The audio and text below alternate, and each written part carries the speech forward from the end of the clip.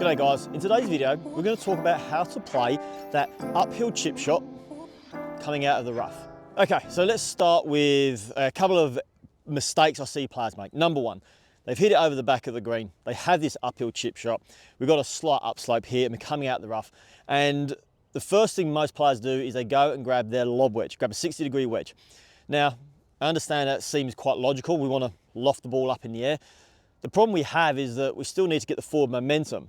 Now, the reason why I generally say to most recreational players, don't use your 60-degree for this shot, is that we tend to just see players decelerate, pop the ball up in the air, it barely gets halfway up the hill or halfway to the target, leaving a much, much trickier next shot.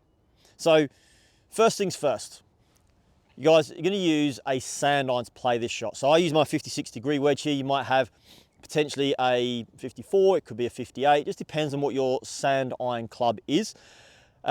It's basically your second wedge. It's not your most lofted wedge, okay? So you got your most lofted, and you have your second, and so forth. So we're looking for our wedge that's not quite our most lofted, but the one we play, you know, chip shots around the green. Mistake number two that I see players making here. Lots of lean into the slope, or even on a flat, there's a lot of forward lean. So we've got our lob wedge, for instance, as a mistake. We're leaning forward, and then we see players decelerate in an effort to get the ball to go to the target. We don't want to do that. I want you guys to set up with your weight distribution or your pressure distribution a nice even 50-50. So as I address my chip shot here, I feel like I have an equal amount of pressure in both my left and my right foot here. I'm going to avoid leaning into the golf ball. I will, as I make my swing movement, I will lean forward, and that's absolutely fine and perfectly okay.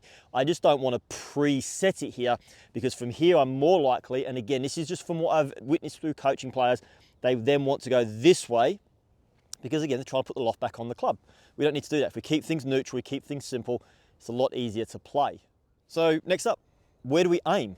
Far too often I'll see players addressing with their setup really open. Now again, I get the logical reason behind it. A player sets up open, they want to cut across the golf ball because they're trying to get the ball to pop up in the air. Well, I get it. We're intimidated with the viewpoint of having to up onto a slope. But again, we don't need to do that.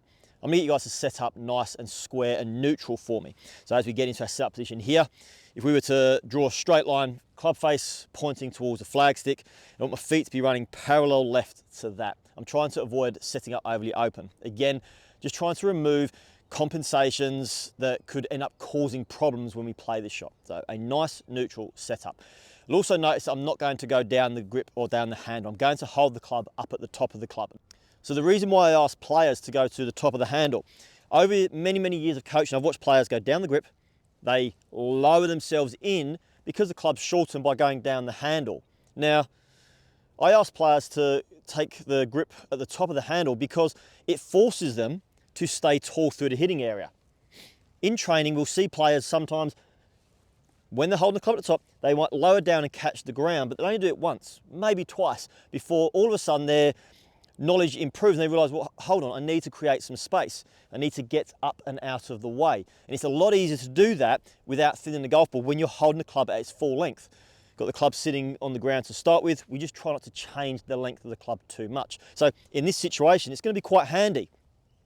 We want to feel like we can stand up through the shot, because then that's going to keep a neutral amount of loft. We're still going to have shaft lean, but we're going to have a lot less as a result of being able to clear and get up and out of the way. The handle will find itself returning to closer to neutral or impact than if I feel like I go down and now I'm driving forward.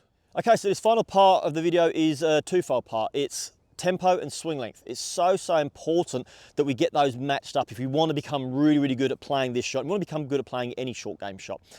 But far too often I will see players increase their speed through the hitting area. They go short, they go jabby, they go aggressive, and if they are, by some miracle, able to get the ball up and onto the green, it goes off like a scolded cat across the green, across the other side, generally ends up in a pretty bad spot. So we're going to be looking at trying to ensure that we keep a good rhythm in the swing. But in order to keep a good rhythm, to get the ball to go the length we want it to go to, we're going to have to increase that swing length. And that's where the scary part comes in for many, many players. But if we keep the swing length with a good rhythm and a smooth tempo, the golf ball's not going to fly off. We're going to have slower golf ball speed, which means it's going to pop up higher, it's going to land softer and give us the best opportunity of hitting this shot close. So with all those things in place, we're ready to hit this shot.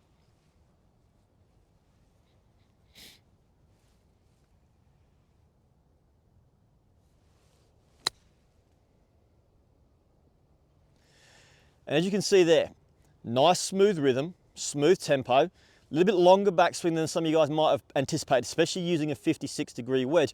But as you can see up here in the corner, the ball came off high, soft, and rolled out quite nicely. So if you're struggling with playing uphill chip shots, it doesn't have to be from the rough, it can be from any situation. If you're struggling with your uphill chip shots, give those things a bit of a go.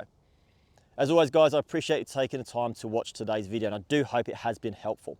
Don't forget, please, put a comment below. Let me know, was it helpful? How can I help you guys in future? What videos would you like to see? What parts of your game need some attention that I can create some content that will help you? Above all else, please like it. Don't forget to subscribe so you don't miss the videos when they drop. Until next time, happy golfing.